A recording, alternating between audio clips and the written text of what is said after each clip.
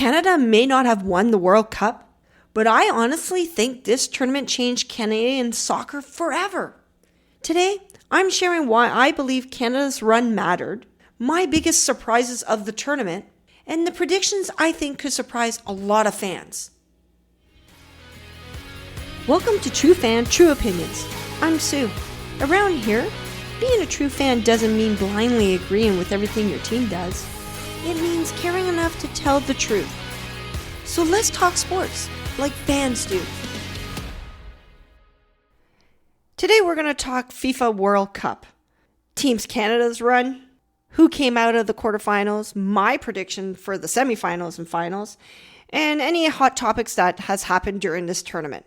So if you're looking for tactical diagrams and advanced analytics, deep diving into players and their goals, this is not going to be the podcast for you today.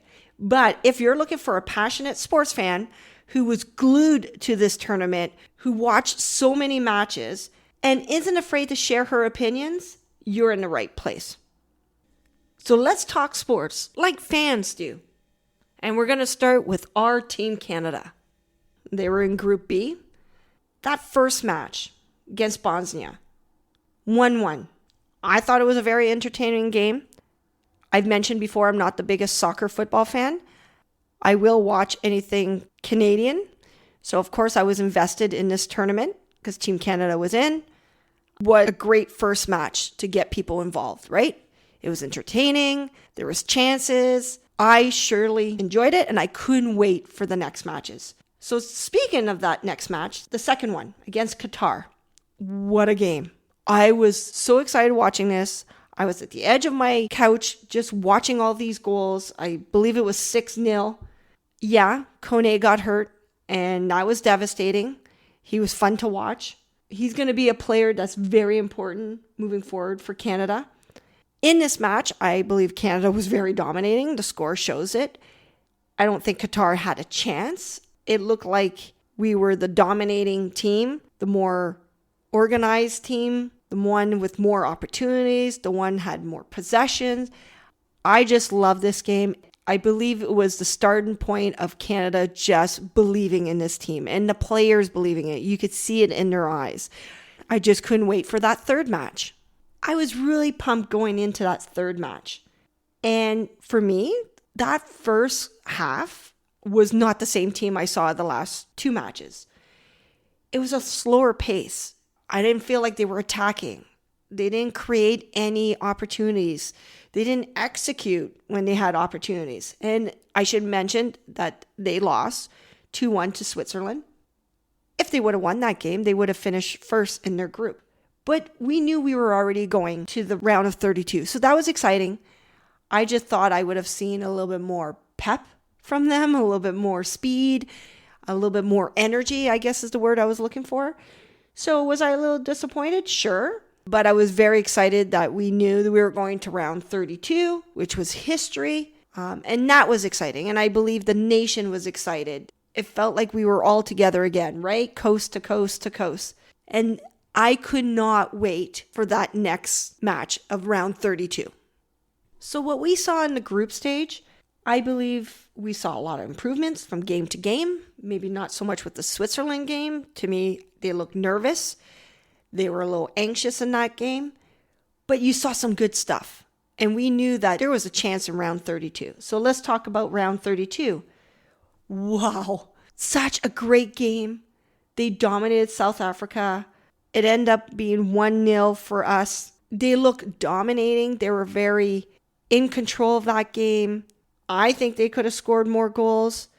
They created opportunity. Defense was great. I just love this team. I love the guys. I love the energy.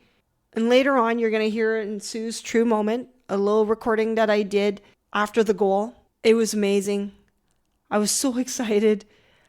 Again, not the biggest soccer fan, but when Eustachio scored, I screamed. I jumped off the couch, fist pumping the air, and I just couldn't believe it. And it was amazing. We were waiting all game for that goal. And Team Canada did not disappoint. Then they were going to round against Morocco. I was looking into it. Not a lot of good stats against Morocco. They usually beat us. I thought the first half that we were going to win this match, right? We eventually lost 3-0. But that first half, I was like, oh God, here we go. We're going to go to the quarterfinals. We just had so many opportunities. Again, no execution. Got to give Morocco kudos. They played very well. And then there was halftime. And then we came back for the second half. And that second half, I'm not sure what happened. Did Team Canada think they had this match already wrapped up? Because I saw nothing. It was very nerve-wracking. Players looked nervous. They weren't completing their passes. They weren't attacking like they were. I think they were playing more defense, which I don't think is Canada's strength. I believe they should be attacking all the time. They're fast. They have a lot of energy when they're creating opportunities, and I didn't see any of that in the second half. And sadly, the better team did win that match. For me, the two rounds, round 32 and the knockout round of 16, it was fun. It was exciting. I was nervous. There was a lot of joy and the heartbreak. And this is why we love sports. This is why I love sports. This is why I watch as much as I can. And I got to learn the players. And we're going to talk about those players. Again, I don't know a lot about soccer, but why was Alphonso Davies not playing? I believe he only played 16 minutes. I would have loved to see him more. That's the name everybody knows. If you're not a soccer fan, that's who you wanted to see play. And that one game that he played, there was chances. It changed the tempo of the game. It was exciting. I saw a difference. I don't watch a lot of matches. So for myself to see the change, why wasn't he playing more? Injuries. I'm not a doctor, but if he can play 16 minutes in one game, why couldn't he play the second game? Why couldn't he have been playing it in the knockout rounds? I don't know. It was very disappointing. I would have liked to see him, and I'm sure other people would have liked to see him as well. I'm going to be diving into some of the players that I thought were our best and some surprises. But what I want to know from the real soccer fans, the one that been watching FIFA and soccer, what was your favorite game? What was your favorite moment?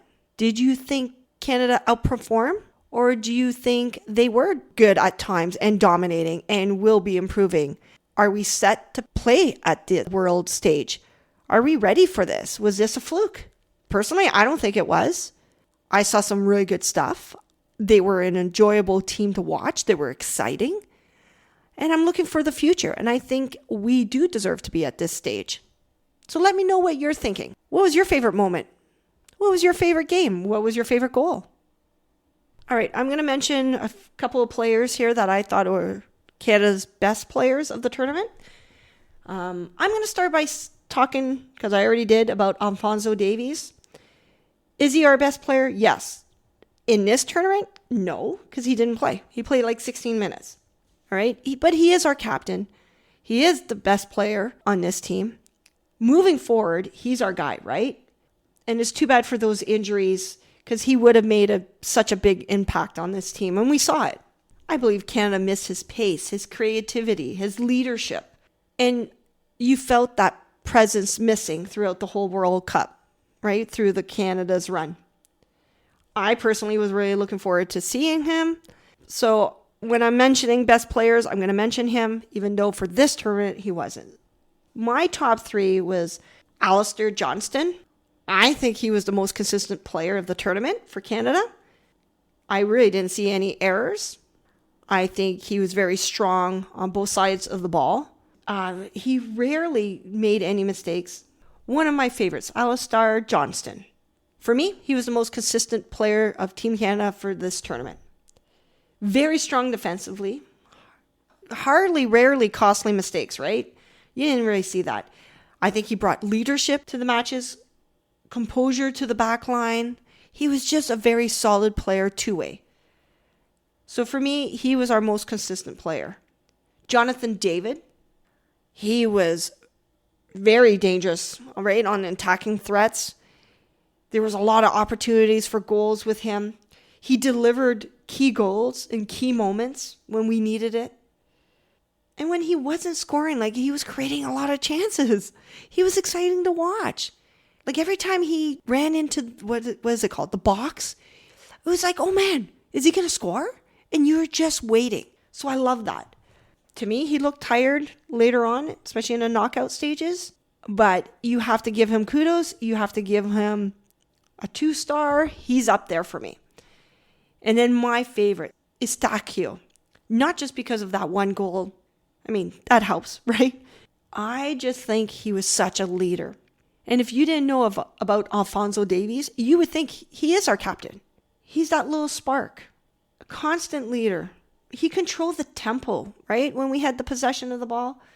Again, I haven't watched a lot of soccer, but to me, his work seemed tirelessly. Like at both ends. Like he's just constant out there. And he was that instant hero with that goal. Like the nation just went wild. He was our guy, right? It was almost like Sidney Crosby golden goal. It was like right up there. And I think his role changed when we saw Davies out there for 16 minutes. The tempo changed. Both of them created different chances. Man, I wish Davies was out there a little bit longer or for other games. Anyways, those are my 3 stars. I would like to know what you think. Who was your star? Who is up there for you? Now I'm going to mention 3 more players that were surprises for me. I really didn't know their names because I haven't watched a lot of matches. I haven't watched a lot of Team Canada, but I loved watching them when they were playing. So Liam Miller, when he came on, because he didn't always play, he didn't always start, I think he took a lot of advantage when he had those opportunities. He played with confidence. He wasn't afraid to attack the defenders. And he added so much pace and energy whenever he was on the pitch. I just love seeing him running down these balls, going after the passes. I just wish I would have saw him play a little bit more. And that leads me to Schaffelberg. Why this guy doesn't play more minutes, I don't know. I'm not a coach. Again, I don't watch a lot of soccer, but he had a lot of speed. He always looked dangerous for me. He's that player that changes the energy of the game, right? When he got out there, the pace was a little different. Again, why didn't he start more games? I don't know. You guys are the soccer fans. You tell me. Leave me a comment. Tell me why these 2 don't play more. Something I'm not getting? I don't know. And then I have to mention Promise David. Canada's future? Yeah, I think so. Love the energy he brings. I think he's going to be a very important role for this national team moving forward. Is he still developing? Yeah, I see it. But is the potential there? Of course, I see that as well. And I don't know much about soccer, but these 3 that I mentioned, I love their energy. And I believe they're younger, right? They're the young ones on the team. With that leadership from the other guys I mentioned, this team, I think, deserve to be at this world stage. I think we deserve to be not the top teams, but we're there. Should we be going to round 32s? I think so.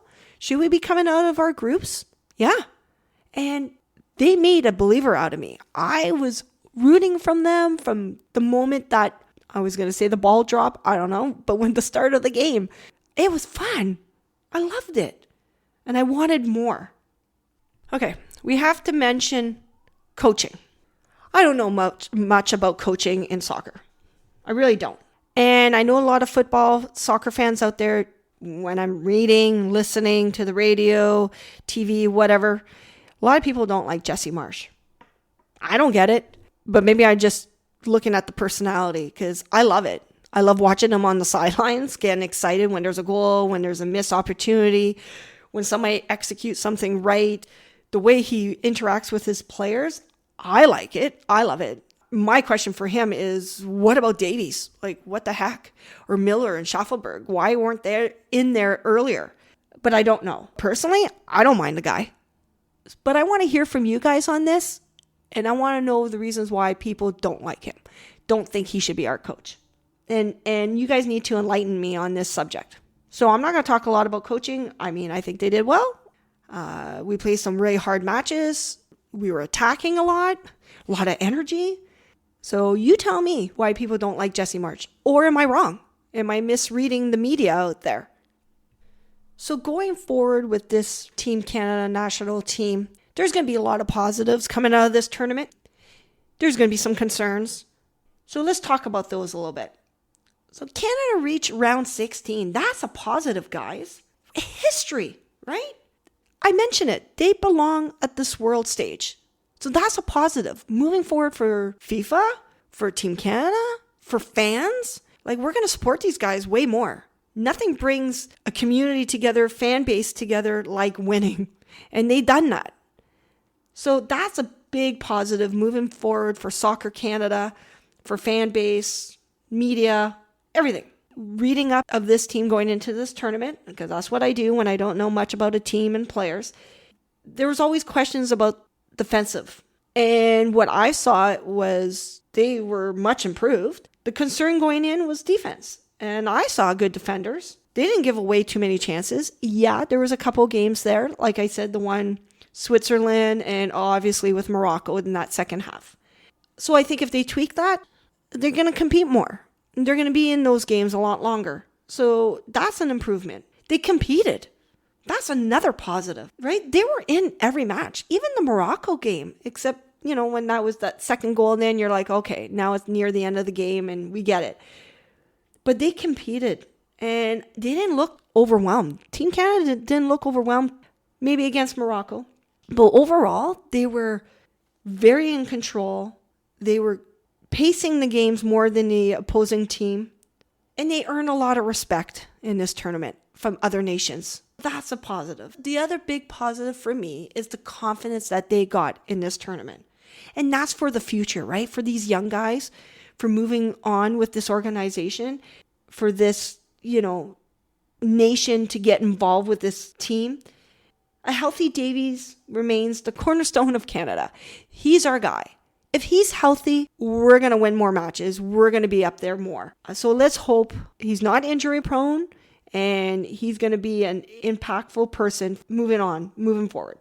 This tournament gives the next generation something to build on. For the future international games, tournaments, this was so much confidence for them. And they gain a huge fan base, right? Including this hockey Blue Jays fan. And I think that gives them confidence, not just me alone, but as a fan base. They know that people are watching them, people are loving them, and people are supporting them. And we're right in that fight with them. So there's a lot of positives. Okay, so a couple concerns. And this is coming from not a soccer fan or somebody that followed a lot of soccer, because I kind of am a fan now. So I think Canada had a hard time finishing games. We saw that with Switzerland, actually all the games, except for that Qatar game. They created enough scoring chances, but they need to execute those opportunities. They need to finish that and create a little bit more. I think it'll be more exciting. That's what I love about all sports, home runs, goals. So I want to see that in soccer too, right? More goals.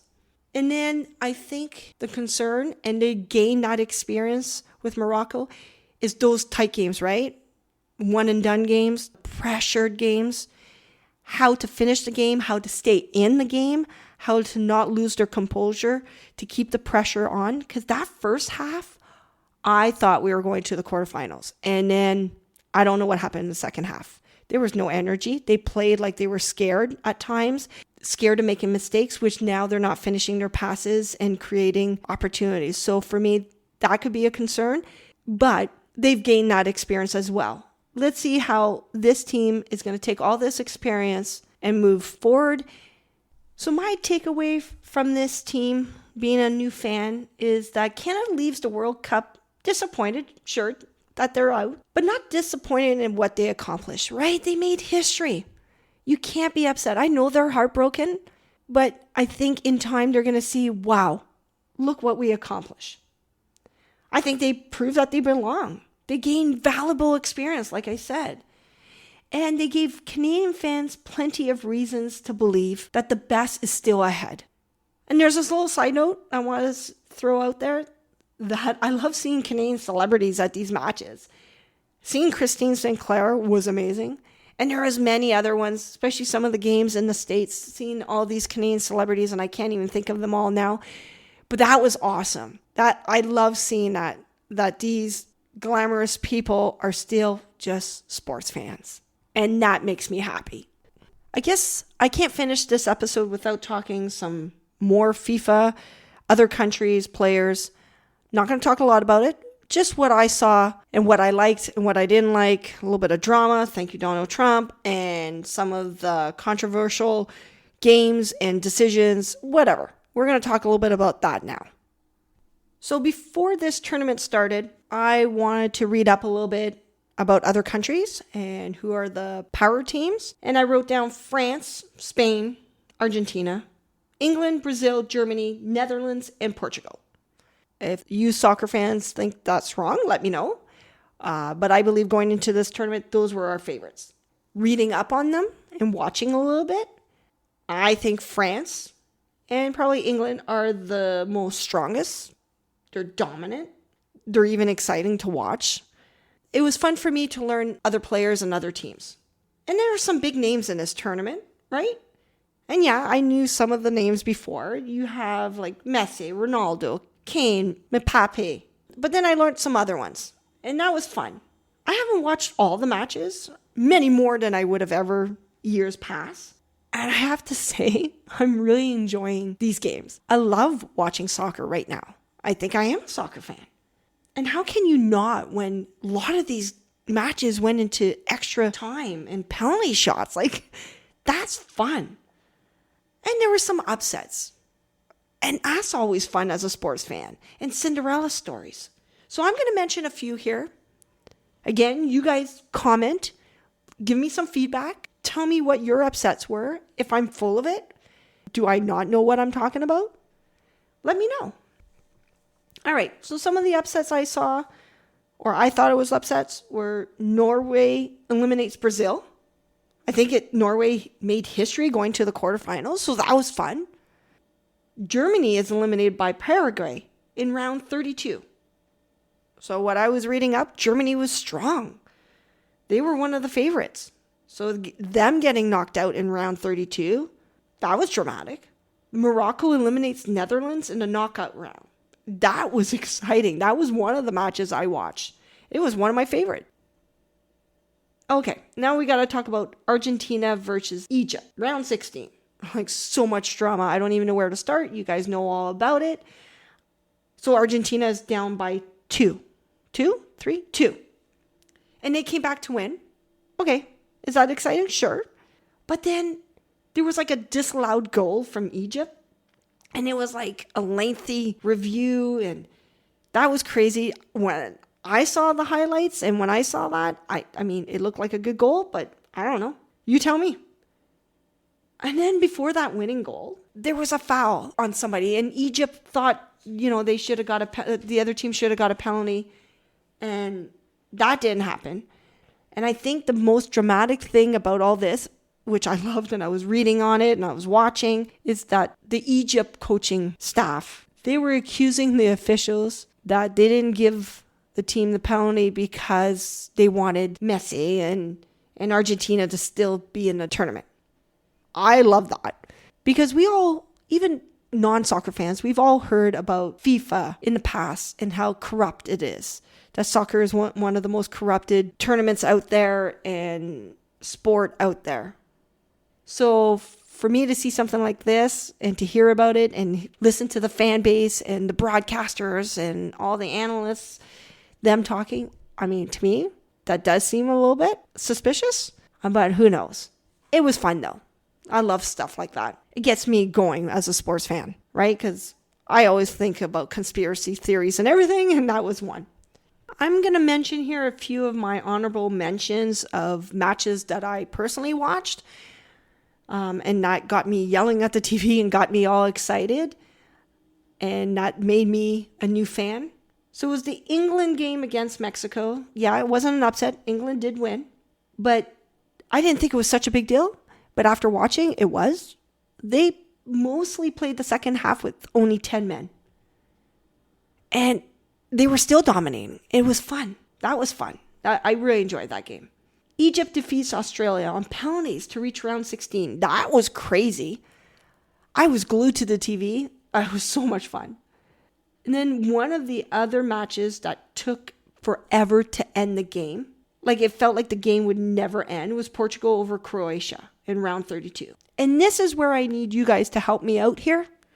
I watch a lot of sports that when the time runs out, or when there's 9 innings and 3 up, 3 down in baseball, when the game's over, the game is over. Why does soccer keep going? I know, injury times and all the players diving on the pitch and grabbing their legs, and they add times to that, and they add times for celebrations and all that fun stuff, right? I get that. But for this game, like if I was Portugal, I would be fuming that it wasn't ending.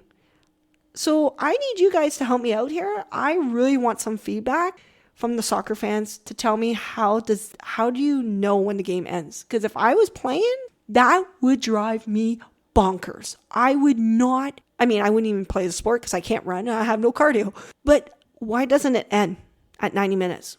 Why does it not end after 30 minutes in extra time? I'm seriously, I really need to know because I'm very confused. All right. So in every tournament, every playoff run, there's always a Cinderella team, right? There's always that good feel team, a little run that this team goes on that people are like, wow, who are they? Or we didn't expect this. Anyways, my team for this tournament, and please bear with me, I do not want to slaughter this name, is Cabo Verde.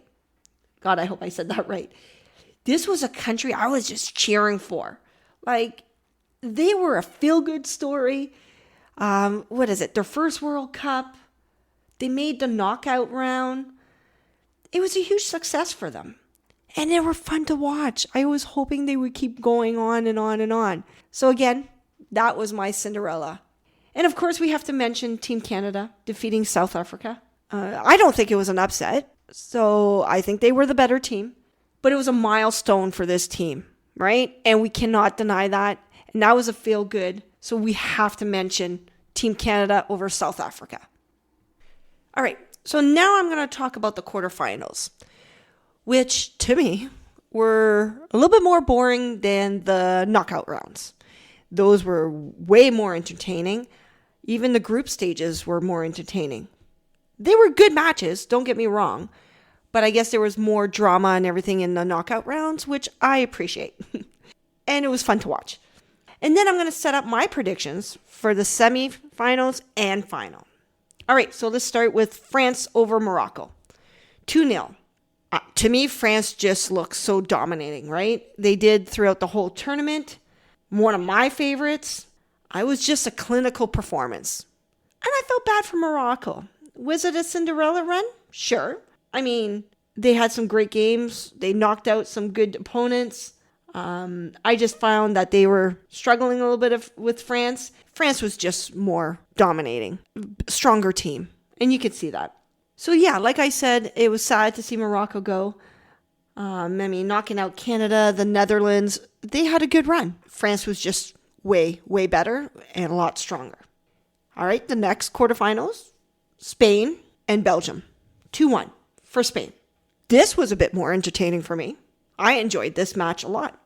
Spain controlled most of the play, but Belgium, give them credit, right? Like they refused to go away. They hung in there. I mean, it was pretty tense at the end. Not too much drama. There was that late push from Belgium to make it, to tie it up. But again, Spain was a better team, stronger team, and they were able to handle the pressure more. These two matches are going to set up a really good semifinal. It's going to be France versus Spain. In my eyes, it's a heavyweight showdown, right? Between the two of the tournament's strongest teams, consistent teams. It could be worthy of a final. This could have been a final game. All right, so my prediction for this semifinal is France over Spain. So the next two quarterfinals. We got England 2-1 over Norway. And it went to extra time. So that was fun. That was entertaining. Norway struck first. I'm like, oh, wow, here we go, right? Is there going to be an upset? Because England is the strongest team. Stronger team out of the two, for sure. I think Norway played very well. I mean, they pushed England really hard. I think England felt a lot of pressure at times. And there was that late goal, right, that was disallowed. Oh, man. That could have changed the game, changed the outcome of this game for sure. So you got England over Norway. The next quarterfinal was Argentina over Switzerland. To me, this was a no-brainer. I took Argentina all the way with this one. But you got to give the Swiss some credit here, right? They kept it tied throughout the whole regulation. But Argentina just dominated the extra time. You could tell they were the more experienced team. They were able to handle the pressure way better than Switzerland. Switzerland also went down to 10 players, which I think it really hurt them. You could tell they were just really tired at the end of the match. So you got to give the Swiss credit, but I believe the stronger team did win that match. So this is going to set up another great semifinal. England versus Argentina, right? Two teams that had drama in a lot of their matches. Neither team dominated as quarterfinal, except for Argentina in extra time. But they both found a way to survive, right? To win, to move on. The leadership group just took over. This is going to be a great match. My prediction, England. Okay, so for the final, I got France over England. And why not, guys? Why not? I'm going to throw in a score, and I'm going to go 2-1. I know I'm excited. I believe the final will be Sunday, July 19th. I know I'm going to be watching, even though Canada's not in it anymore. Like I said, I am a soccer fan, a football fan now.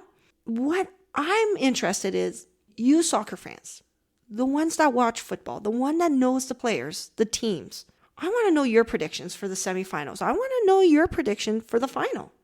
Who's your World Cup winner? I'm really, really curious. And now it's time for Sue's True Moment. What you are about to hear are two different clips. These are my real, unfiltered reactions recorded immediately after Canada's matches. No script, no second guessing. Just what I was feeling in the moment. First, the excitement after Canada's win over South Africa. And then my thoughts after the heartbreaking loss to Morocco. Take a listen. Round 16, baby, let's go, Canada! I had to run in here and do a quick little recording. Okay, I'm going to admit something. Never was really the biggest soccer fan, except when I was watching Christine St. Clair. But man, oh man, what a game. What's his name? Estacio. I believe I said his name right. What amazing goal. I was so excited throughout the whole game. You know, the edge of the couch, just couldn't believe it. I was waiting for that moment, that one special moment. And of course it had to come at the end, right? In extra time. Anyways, round 16, baby, this Saturday. Can't wait. What a time to be a Canadian soccer fan. Again, wasn't the biggest fan. I am now, though. Let's go, Canada. Let's go. Let's have a big win against, what is it? Netherlands? Morocco? Whatever. I don't care. Let's go Saturday. Let's go, Canada. Woohoo! Let's go. Can't wait. Can't wait. So Team Canada just lost against Morocco. And I have to say, I'm going to be sad not seeing these guys keep playing. I'm a big hockey fan, big Blue Jay fan. Was never really a soccer football fan. But wow, what a ride. And I really like these guys, right? I'm just so sad that it had to end. Heartbreaking. But saying that, wow, such pride, right? Such emotion from you guys. Real grit. Love the way you guys played. I love how it united the country. And I just wish it would have kept on going just like the players. I know they're heartbroken. I just want to personally say thank you for wearing that jersey, wearing it with pride, and playing with your hearts out. Again, thank you. And that's the emotional roller coaster of being a sports fan, right? The highs, the lows, and everything in between. It hurt then, and it still hurts. But I'm incredibly proud of what Team Canada accomplished. They proved they belong on this stage, and I truly believe the best is still ahead. And they gained not just me as a fan, but I believe many, many more. A nation. And that, my friends, was Sue's True Moment. Thanks so much for listening to another episode of True Fan, True Opinion. If you enjoyed today's conversation, I really appreciate it if you follow the show, leave a review, and share it with another sports fan. And don't forget, I want to hear your thoughts. Did you agree with my takes? Did I miss something? Let me know in the comments or on social media. Until next time, keep cheering, keep believing, and remember, chin up, don't give up. I'm rooting for you.